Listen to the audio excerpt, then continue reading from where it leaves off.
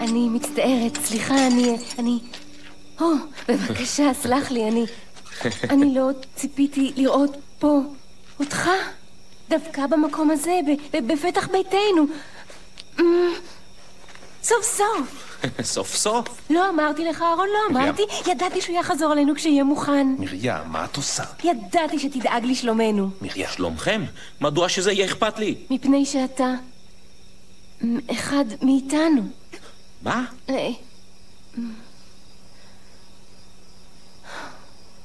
לא גילו לך כלום? מי לא גילה לי מה? אני יודעת מי אתה, ואתה לא נסיך מצרים. מרים. מה את אומרת? הוד מעלתך, אל תשים לב אליה. בואי מרים, עליי לשוחח איתך בדחיפות. לא, אהרון, לא. בבקשה, משה, עליך להאמין לי. זה יספיק. נולדת לי אימנו יוכבד. הפסיקי. אתה אחינו. עכשיו ירחק לכת שפחה. על כך תענשי. לא! בבקשה, הוד מעלתך, היא חולה, מאוד חולה. סלח לה ברוב טובך. בבקשה מרים, בואי נלך מפה. לא, אהרון, אימנו השליחה אותך ליאור בתיבת גורם כדי להציל אותך.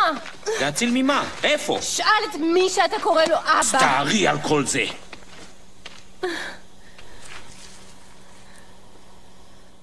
אל נא תבכה, הרתם במנוחה, הקשב ליבשת הגלים, אותך מרדימה בשיר ארס עמך, איתך אהיה לעולמי.